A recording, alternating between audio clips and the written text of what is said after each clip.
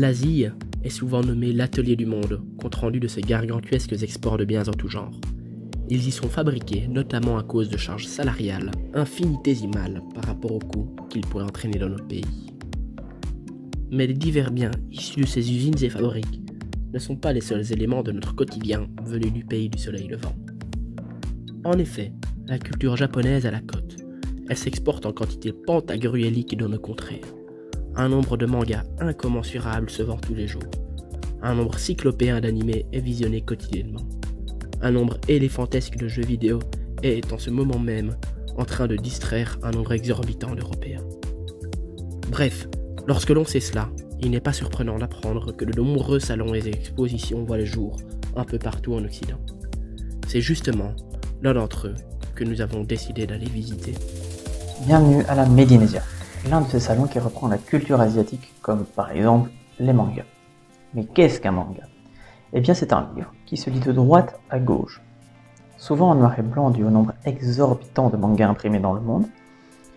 Le plus souvent, ces histoires sont inventées ou basées sur des légendes transformées. Les premiers mangas viennent du Japon, à l'époque de Nara, avec l'apparition des premiers rouleaux narratifs peints japonais. Contrairement à ce que l'on pense, la plupart des Japonais méprisent les mangas.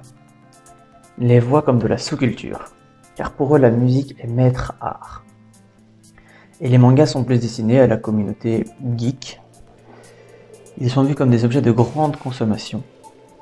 En contrepartie, en Europe, ils sont vus comme des collections. Et fort appréciés, car ils racontent des histoires plus folles les unes que les autres, et la manière dont ils sont écrits intrigue les gens. C'est ce qui fait leur force. Si les mangas sont populaires, les nombreux déguisements et oripeaux le sont aussi dans cette niche de marché. Ces accoutrements et affublements, adulés par certains et vilipendés par d'autres, sont omniprésents dans ces conventions.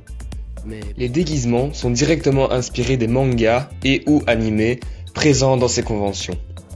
Ce marché représente un intérêt considérable, tant et si bien que, durant notre visite, nous rencontrîmes plus de personnes déguisées que de simples visiteurs.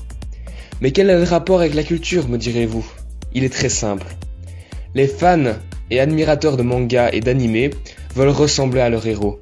Ils s'identifient à un groupe d'admirateurs tout en se différenciant via l'originalité de leurs costumes.